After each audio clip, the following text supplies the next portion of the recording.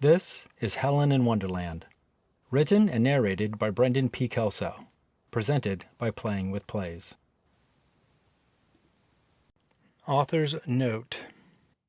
If you've read The Night She Said Hatchet, then you'll understand why Dr. Helen was the first character to get an origin story. She's easily one of my favorite characters, quirky, wise, unpredictable. And she embodies everything I wish a therapist could be. While writing her, I found myself wondering, how does someone like that come to be? What adventures shaped her? What trials, what odd detours, what deeply weird or wonderful experiences led to that version of Helen?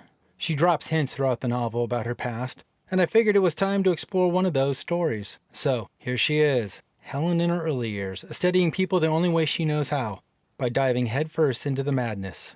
Enjoy the ride. Chapter 1. The name is Cactus Dan. A light coating of platina, what regular folks might call playa dust, layered the beach chairs in the large tie-dye dome. It was Teddy's tranquil tea time at Habitat Camp nestled near the 7 o'clock spoke on the circular map of this desert oasis. It was one of the hundreds of wildly themed camps scattered across the eccentric makeshift city. Burning Man was in full swing. It was the day before they actually burned the man, the wooden effigy at the heart of the week-long desert gathering that defied logic, weather, and basic hygiene.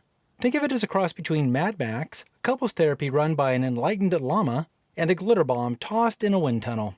It was the annual Weird, Wonderful, and Wild event in Nevada's Black Rock Desert. Newcomers called it a festival, veterans called it a city. Helen Sage called it research. The UCSF PhD student was always unconventional.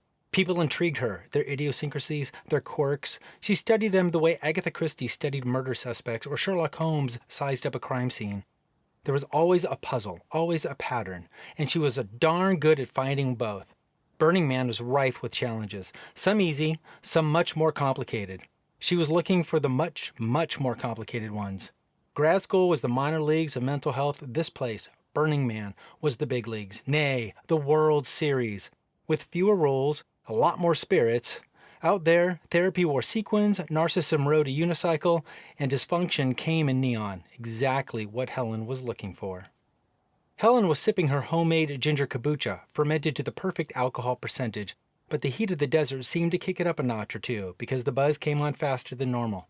Perhaps it was the sandalwood and lavender incense smoke that hung in the dome, or maybe a slight case of dehydration, or just the surrounding group's aura filled her inner chakra. She wasn't sure, but it felt good regardless. The group of 12 randomly dressed individuals sat in a circle discussing the different spirits of life. Well, mostly dressed. There were 2 females that were topless, but you couldn't tell because of the amazing art covering their bare essentials.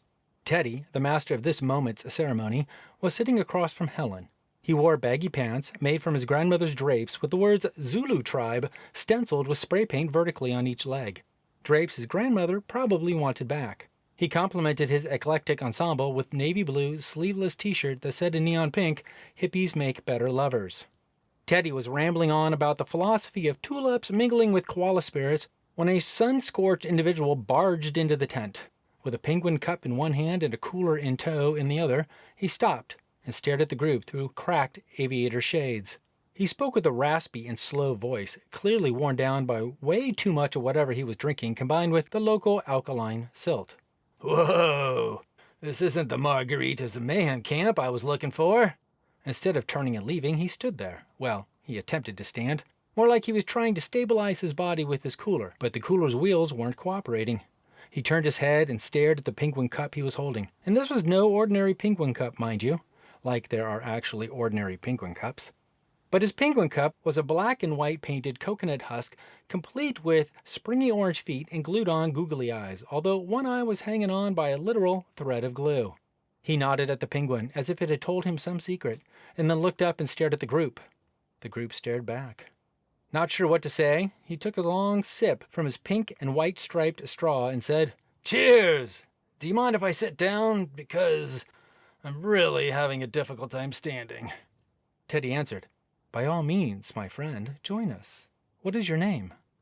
Helen's buzz stepped aside as her attention focused intently on the new guy who was directly across from her.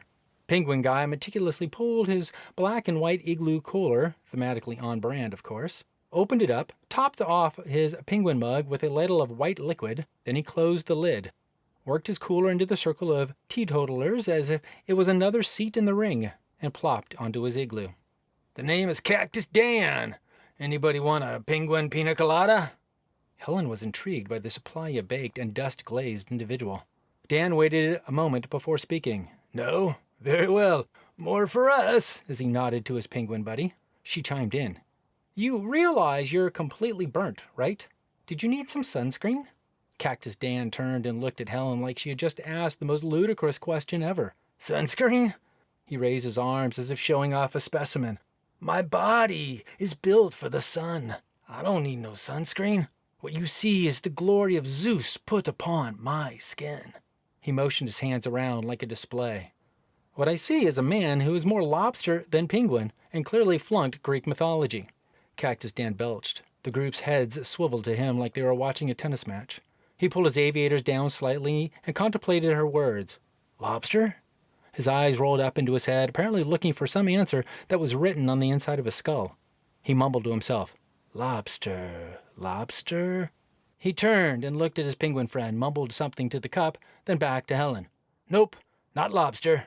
Helen was quick to pick up how he said, "not lobster." He wasn't referring to his skin color. She saw something deeper, further in his mind. Cactus Dan was clearly not all there. Whether that was because of inebriation, dehydration, or pure disorientation, she wasn't sure. But he continued to intrigue her. The audience's heads swiveled back to Helen as she spoke. "But you see penguin, correct?" Mid-slurp, Cactus Dan lifted his head. The fluorescent pink straw dangled from his lips like a cigarette. His eyes widened. "You see it, don't you? You read me." There was levity in his voice. Hope. The tennis match rallied back to Helen. "Listen, Cactus Dan, I have a proposition for you. I would like to peek into your mind and maybe help you find your true self. Would that interest you?" Helen saw an opportunity. The group's eyes were now glued on Cactus Dan, waiting for an answer. Cactus Dan raised a finger to speak, then paused to whisper to the make-believe ear of the penguin. Everyone waited, holding their collective breath. The whispering felt like it went on for minutes, but in reality was only for a few seconds.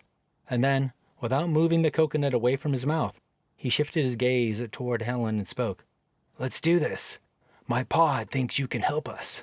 The group swiveled back to Helen, who was already standing with her beach chair folded in her arms and draining the last of her kombucha. Her mind was now spinning about a dissertation themed around past lives. Everything was coming into focus for her. The playa was delivering as promised. She stepped forward, slipped her arm through his elbow, and guided her new friend out of the tranquil tea tent.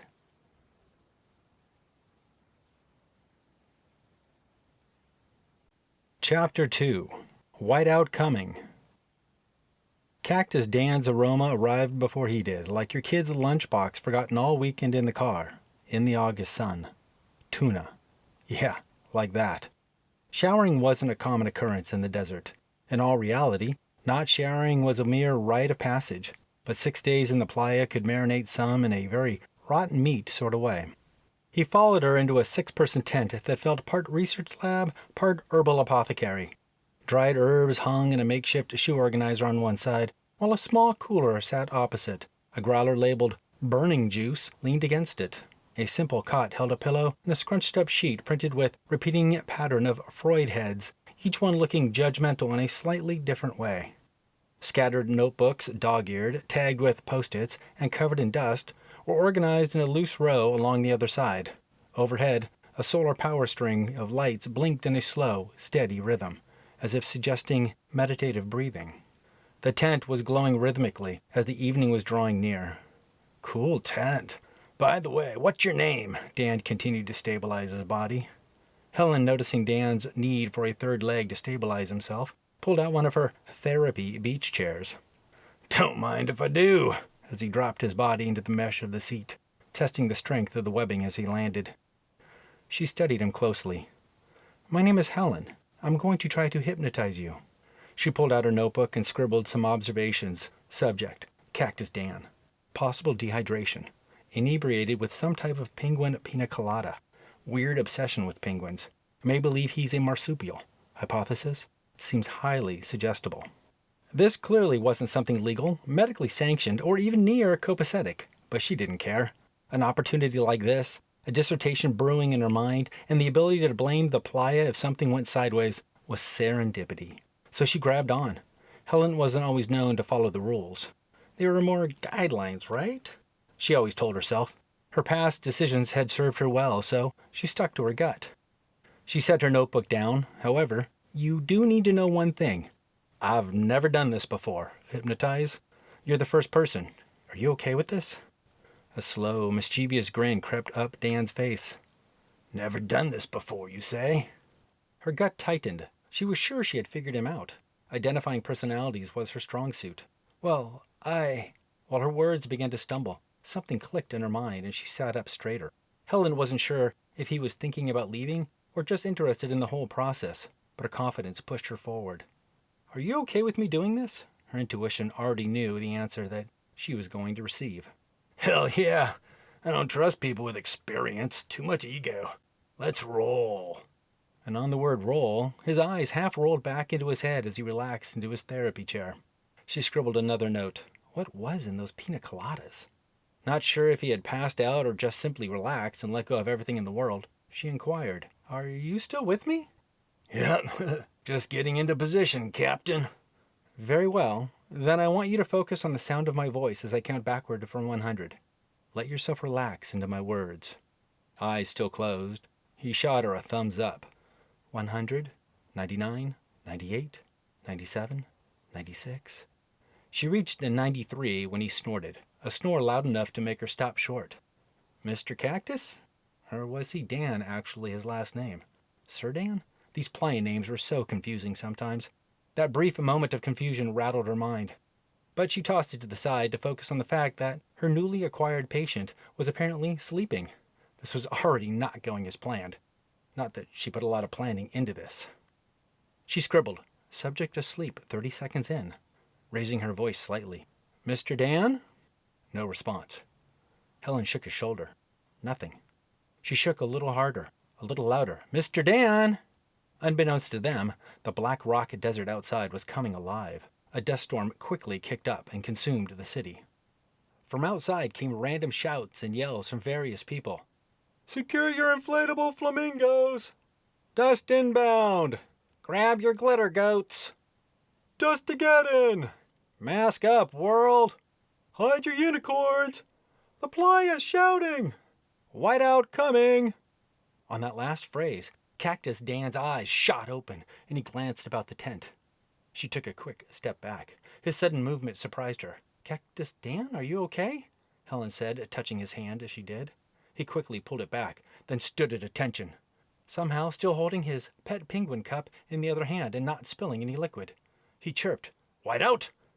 He spun and looked out the tent as visibility dropped to about 5 feet. It's the Ice Age again. Let's go, Poppy. Time to find our pod. And with that, he sprinted out of the tent and into a sudden storm. Or, as Dan probably saw it, home sweet snow-covered home. Helen's mouth was agape. Dan! No, wait, Dan! It took her a moment to realize her patient might actually have been hypnotized and had just run out into what he believed was the frozen apocalypse. Chapter 3. Odin's Uber. Still in shock from what she had just witnessed, she stood up, pulled her bandana up over her face, put on goggles, and grabbed her notebook. She took a double take on her notebook and then tossed it to the side. Then she ducked her head out of the tent flaps and stepped out to try to find Cactus Dan with little to no visibility whatsoever. Helen whispered to herself as she stepped out into the storm. This is why they told me not to do this unsupervised. She dashed out into the dust and went to the camp next door. Mary and Joseph, where makeshift confessional stands were ready for you to disclose your playa sins. Once absolved, your forehead was smacked with a glitter ball and you were given a snickerdoodle apparently dusted with something special. Have you seen a man with a penguin? His name is Cactus Dan. Mary spoke. A penguin? Out here? No, it's a cup. Joseph, just as confused as Mary, added, The penguin's a cop? Mary sighed. Oh, God, a narc. Frustrated and realizing this was a futile conversation, she grabbed a cookie, turned, and dashed back out into the white Armageddon. As she left, she heard Mary say, We will help you, but is the cop a tall penguin? Joseph was mumbling something to Mary. A penguin cop and Cactus Dan. Let's go, dear. He spoke as if it were completely normal, and I suppose out here at Burning Man, it was. Mary grabbed her mask and Joseph's hand, and they left their tent with a handful of snickerdoodles. Helen stood in the middle of the road, unable to see. She closed her eyes to help her mind focus. She was letting her senses take control. She opened her eyes to see a stranger's face materialize in front of her, reminiscent of the Cheshire Cat. Are you looking for your penguin-loving friend, Cactus Dan? Yes, you know him? Everyone knows Cactus Dan. The stranger pointed somewhere in the mass dust cloud. That way. The stranger disappeared into the dust. Having lost her sense of direction, she dashed forward with a vain attempt to find her hypnotized friend. Cactus Dan! And for whatever reason, Poppy! Wildly hoping that the cup would respond. As she moved forward, different faces materialized and disappeared, all giving random directions to find Cactus Dan or wild philosophical quotes. The new strangers joined in her search, and in the distance she thought she heard Mary and Joseph yelling for Cactus Dan, as well as something about snickerdoodles for penguins. Visibility began returning in patches, like an ADHD thought process, here one moment, gone the next. That's when she saw the purple glowing mass in the dust. About 10 feet away, Helen rushed forward, hearing the glowing purple mass chanting, Poppy, Poppy, Poppy. This could have been a coincidence, but she knew otherwise. She sprinted forward until she almost smacked her face into the rear of a glowing Viking ship that wore the name Odin's Uber. It was a one-third replica longship and being towed by a motorized golf cart seemingly powered by rum and bad decisions. But it was big enough to hold 15 grown Vikings, all decked out like they were on the set of How to Train Your Dragon. She climbed aboard the vehicle, boat, uninvited. Have you seen Cactus Dan? A burly woman wearing a makeshift fur-lined Viking outfit, complete with plenty of cleavage and a dual-horned helmet, spoke up as if she was managing the helm through the storm. Stop! The poppy chant stopped. The voice, not male or female, but somewhere in between, spoke again. You mean the man with the penguin? Yes, where is he? Cleavage Viking raised her chin, looking into the distant, proudly responding as if she were speaking with some far-off being. He is with the Vikings. That is where he is. She swiped dust from her goggles. Great, she was talking in riddles. No, where did he go? Oh, my dear child, it is not where you go, but where you have been, and where your heart wants to be. Helen snapped. Panic was flushing through her body as the Viking was throwing her own belief system right back in her face. Her words were sharp. Where did the guy with the penguin cup go? Tell me now! This seemed to snap the cosplay chief out of her character. Oh, why didn't you say so? He just stepped off the boat that way. She pointed to the starboard side. Helen, used to spinning by this point, spun around, stepped off the glowing warship lined with LEDs, and back into the storm that seemed to be losing its grip on being a storm, as visibility was now around 15 feet. As she ducked into numerous tents along the way, she heard the final chant from the Nordic group. We are the dust, we are the sea, we are the Cactus family. Great, who was this Cactus Dan character? The absurdity of this moment had her wondering about her own sanity. Did someone spike her kombucha? She shook the thought from her head, cleaned her goggles, and started calling out, Cactus Dan! Poppy! Over and over again, hoping to get another clue as to where they were. She was pretty certain her ethics professor would have both flunked and chewed her out by now. For the next 15 minutes, she had no luck finding him, but she did manage to create a traveling search party behind her, all intent on finding a missing penguin. She heard their banter. Is the penguin wearing a hat? No, it's a cup. Tea, big gulp, coffee, what kind? Coconut. Someone else chimed in. I thought he was a cop. The playa is a unique place for sure. The storm decided to clench down a little tighter as visibility dropped again. More calls came from the wild about the dust storm. Hide your children! It's the playa cleanse! I see a unicorn! Voices and faces came in and out of a little pocket of the storm for the next few minutes, until the dust storm, as quickly as it had come, disappeared. Helen found herself standing directly in front of her own tent. Panic would have risen in her for losing a patient, but her buzz had come back, and she rationalized her thought with Burning Man's serendipity. Nothing ventured, nothing gained. It's the playa. People will just chalk this up to a day in the life of the Black Rock Desert. She shrugged her shoulders while wondering where Cactus Dan could have gone. Can someone actually live a life under hypnosis? Will he ever come out of it? Will he find his pod? So many questions unanswered, and so many stories she's not going to share with her professors. She panned the area to look one more time for Cactus Dan or any remnants of Poppy, maybe a googly eye or springy leg. Then she headed into her tent, which was still glowing rhythmically. As she stepped in, she almost ran into a tall structure just inside her tent flaps. A little shriek popped out of her as she jumped back, grabbing her chest. Chapter 4. Spikey McPrickle. She pulled off her goggles to get a better look at what was now standing in her tent, or better yet, who. As she stared and her eyes adjusted, she realized it was Cactus Dan standing perfectly upright with both arms out and bent at the elbows, one bent down, the other up, opposites. The up hand was holding Poppy, who had clearly seen battle, missing an eye and a leg, just as she suspected, but now was also wearing a sticker with the words, "Hello, my name is Reginald." Weird. Helen moved forward. "Cactus Dan, are you okay?" she exclaimed. He continued to stand there, in an apparent trance, eyes closed, aviators lost. Dan? Nothing.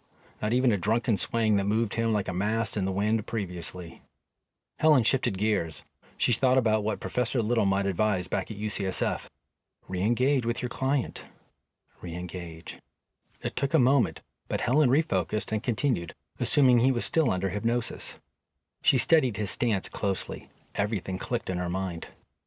"My cactus friend, I'm going to count to 5. On 5, I want you to open your eyes. Notice your roots have deepened. The sun warms you, and you are patient and kind." She paused for a moment to let her words sink in. 1, 2, 3, 4, and on 5, Dan's eyes gently opened. He breathed deeply, arms stretching for a moment before returning to their cacti position. "How do you feel, my succulent friend?" He closed his eyes as a warm smile widened across his face. "Warm. The sun is glorious on my spines, giving me energy and endurance." "That's wonderful. So what is your name?" "Thornfather. No. Rainwater? No. No, he was washed away." Dan moved his head around as if the name would appear out of the thin, dusty air. "The harbinger of... No. He searched around some more. "Oh, yes. Spikey McPrickle." "Spikey?" "Yes. Notice the spikes?" He extended his cactus arms for a moment, then returned them to position. "Of course." She changed tack. "How old are you?" Dan looked over his body and, for some strange reason, looked into his armpit and answered profoundly, 120. Helen blinked her eyes in astonishment. "Wow, you're pretty old. Do you know what year it is?" Cactus Dan tilted his head like it was the dumbest question he had ever heard. "What year is it? I am a cactus. I don't go anywhere. How would I know what year it is? I do say, human, do other humans pay you for these sessions?" Great. A snarky cactus. "Not yet. However, is there any wisdom you can give me being a 120-year-old cactus?" "Wisdom, you say? Why, yes. Spending over a century staring into the light tends to give you time to think. First, and very important, photosynthesis isn't about time. It's about surface area. Skinny ones just don't know how to live like the fat ones do." "You must know a lot about absorbing the heat of the sun." Dan looked out, contemplating. "I guess. Sometimes I wonder if the sun even sees me anymore." He stood there staring out into the unknown like he was reading his philosophy off a wall a mile away.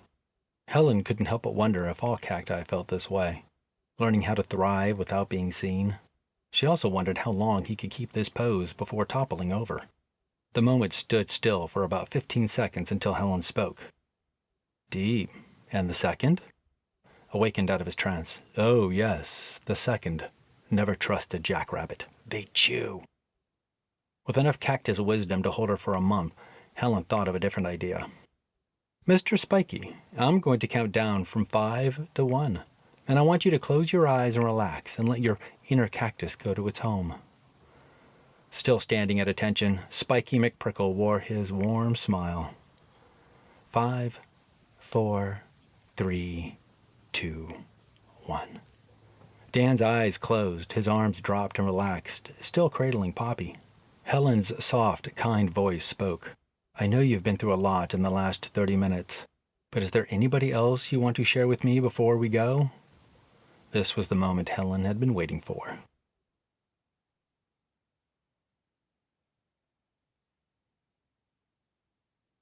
Chapter 5. Glow Stick Jousting? Dan gently shook his head. Helen let out a sigh, not what she was waiting for. Very well, then. I'm going to count up from 5, and when I get to 5, I want you to be the persona you feel you are.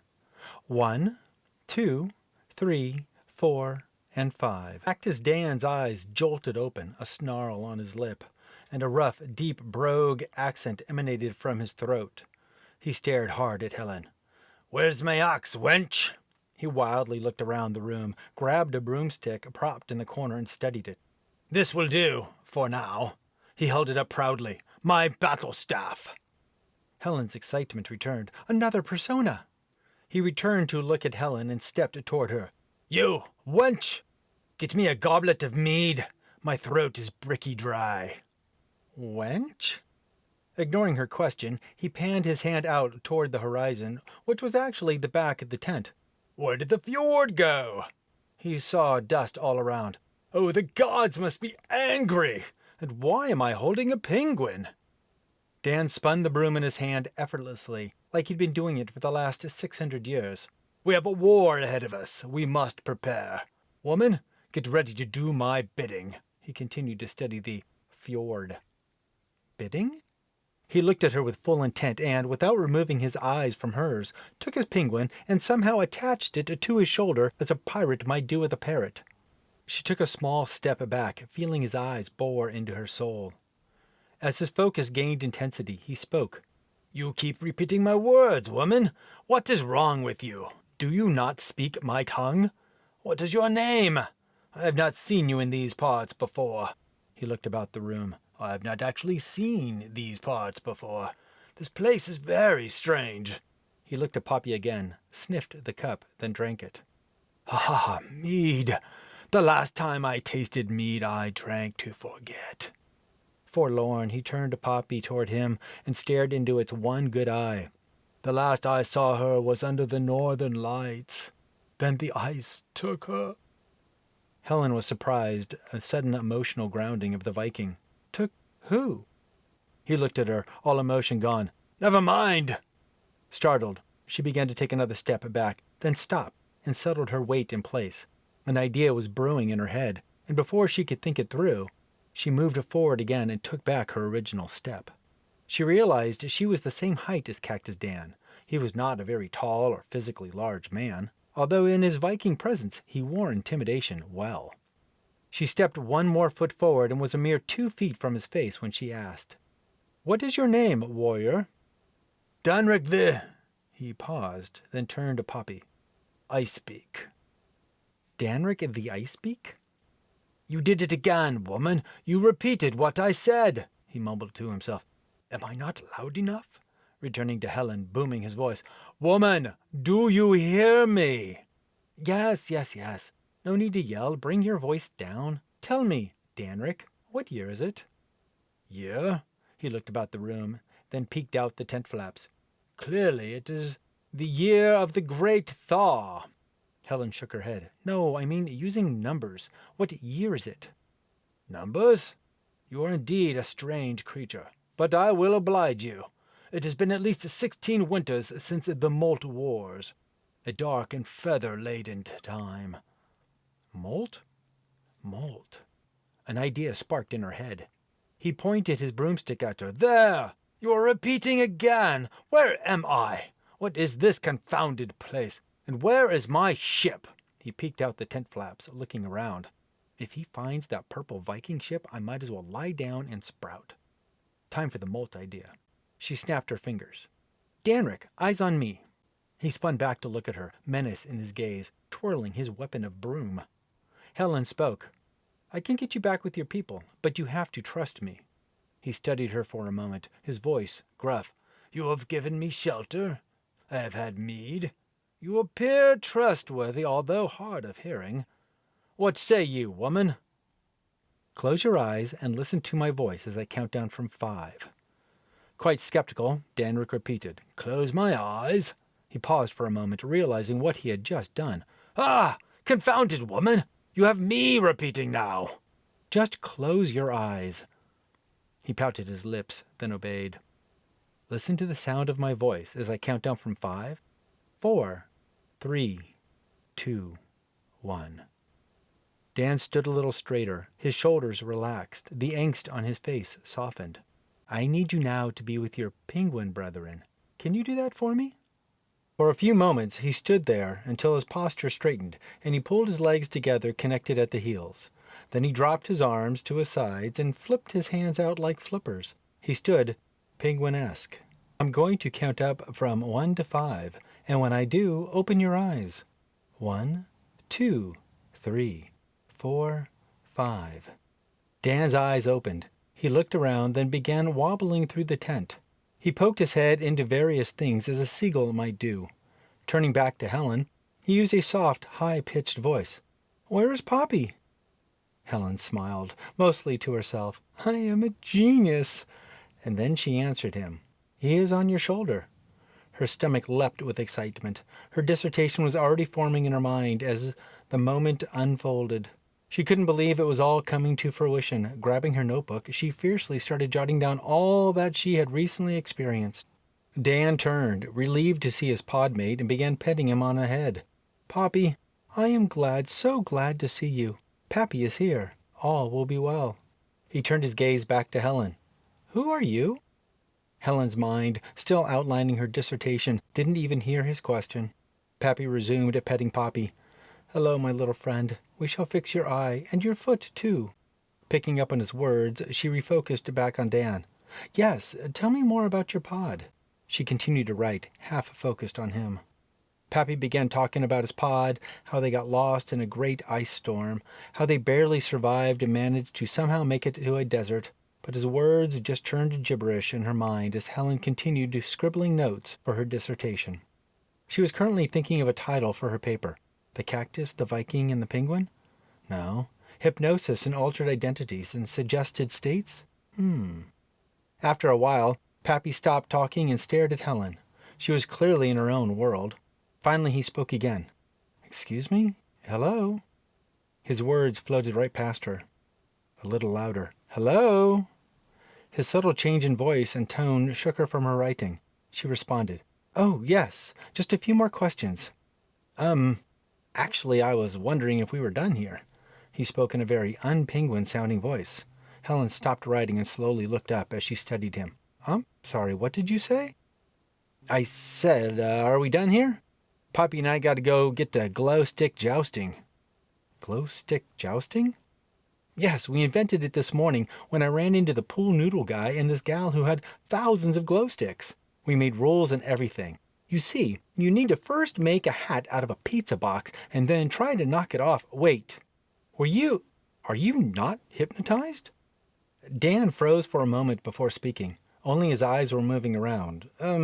Sure I was. He took a step back toward the tent door.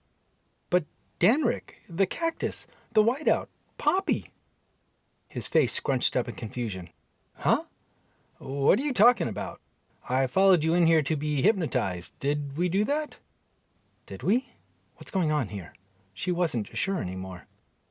"Look, this has been real fun and another marvelous story for my Burning Man Chronicles. But seriously, I'm the brains behind the jousting operations, so later."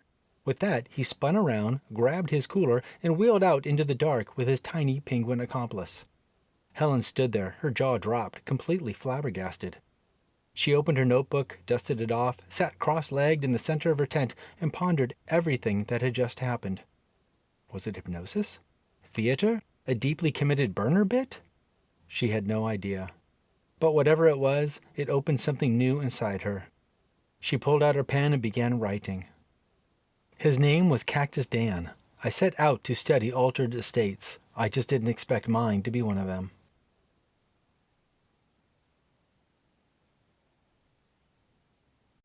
You've been listening to Helen in Wonderland, written and narrated by Brendan P. Kelso, presented by Playing with Plays. Thank you for listening.